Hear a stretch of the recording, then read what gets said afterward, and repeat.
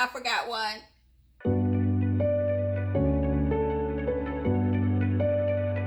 Hey good people, I'm Cassie and welcome. Thank you if this is your first time clicking on the video, and thank you if this is your second, third, or fourth. Today we are doing a weird, yes, me and you. We're talking about some graphic novels and manga that I've recently gotten over the past couple of months or so. So let's get into it. No long intro. You know how it goes. If you like anything you see here today, make sure you click the like button and don't forget to subscribe. Let's go. The first graphic novel that I got was from Goodwill, and it was $3, I do believe. Even though some of the books at Goodwill, they don't really go by the price tag that's on the book. So it's always a confusing time. But this book is a graphic novel adaptation of Olivia. Her name is not Olivia. Octavia E. Butler's Kindred. I did not want to read this in the novel form. I really wanted to read this in the graphic novel edition, and I was very surprised when I saw it in Goodwill. But this has been on my TBR probably for a little bit as well. So this is about a Black woman, obviously, from 1970s California. She lives with her husband, and then somehow she got transported across time and space to a plantation in Maryland. If you don't know, I am from Maryland, born and raised, so sounds like a good read. And everybody thinks Maryland is north. Yes, it's up north, but it's still kind of, sort of considered the South, which is really weird, especially when we go to Virginia. Virginia is really considered the South. So, you know, when we were in school, we thought, and this was very long and drawn out about this for no reason, but, you know, when we were in school, we were talking about the slave trade and people escaping from the South to the North, and they always came to Maryland, but they had plantations and slaves in Maryland. So I don't know. I am a stay-at-home mom. If you hear my toddler in the background, I'm sorry. He did good in my last video, so hopefully he's okay in this one. He may be singing though. The next book I got is Berserker by Keanu Reeves, Matt Kent, Ron Garney, Bill Crabtree. This is volume 1, and I do believe volume 2 is coming out in September. I love me some Keanu Reeves since Speed, and John Wick is like literally my favorite, one of my favorite Keanu Reeves movies, but this looks just like him. It's basically about him, the man known only as B, half mortal, half god, cursed and compelled to violence. So it says a war with no end, a man with no limits. This sounds good. It's Keanu Reeves. It should be good. Next, I have Analog by, I guess these are the authors' last names, Duggan, O'Sullivan, Spicer, and Sabino. This is a cyber dystopian noir. I always thought noir was spelled with the E at the end, but I may be wrong. Get a dictionary. So this is basically about, I'm just going to read the back. It's 2024 and the world has been mass doxxed. Every email, photo, and document ever sent rains down out of the cloud, and only a fool would send a secret over the web. This is the era of the paper jockeys and armed couriers with briefcases of secrets who'll get your sensitive information around the globe or die trying. Jack McGinnis and his partner Ona are two of the best in the business. For a price, they'll move your sensitive information where it needs to go as they fight all fascists, criminals, and spies. Sounded good. I did have the little single edition of the comic, and I wanted it. I read it, and I wanted the graphic novel, so there it is. Those were the graphic novels. Now let's move on to the manga. Next, I have a manhwa, which I just found out is basically Korean. Yes?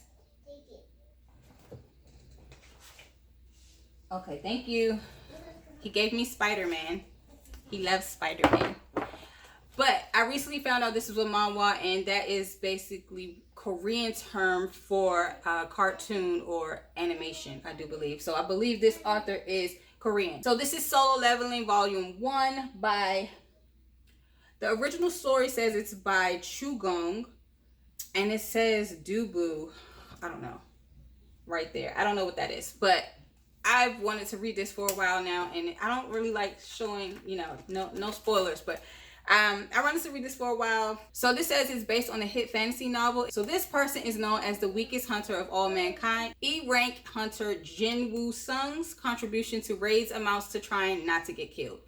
Unfortunately, between his mother's hospital bills, his sister's tuition, his own lack of job prospects, he has no choice but to continue to put his life on the line. With the party leader missing an arm and the only healer a quivering mess, can Jinwoo somehow find them a way out? It looks pretty good.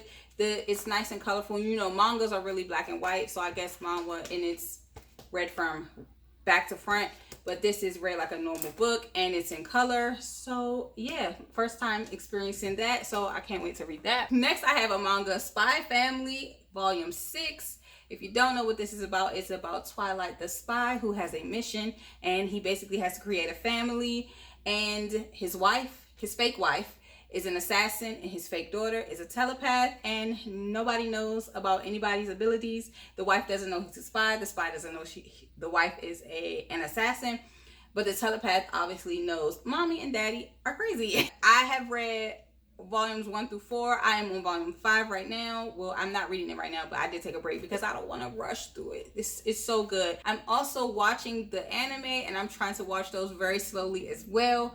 But number 6. If you haven't checked this out, please go check it out. The next manga I have is Moriarty the Patriot. This is volume 1, and this is basically Sherlock's rival. So before he was Sherlock's rival, Moriarty fought against the unfair class caste system in London by making sure corrupt nobility got their comeuppance.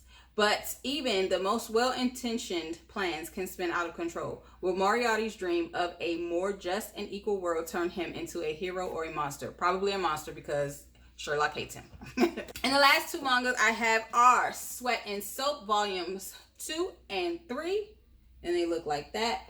I did read volume 2. I am on volume 3. Obviously, that's next. I'm not reading it. I'm trying to read these slowly as well because they're very good and very addicting. If you don't know what Sweat and Soap is about, this is an employee.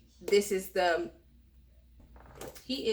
not the CEO. He is the toiletry maker of a company called Lilia Drop, and she has a sweat problem, and sometimes kind of an odor problem, and the only thing that works for her is this company's soap and lotions and smell goods and stuff like that. And he ran into her one day and was intoxicated or consumed by her scent and has loved it ever since, and smells her in not weird places, but he smells her anytime.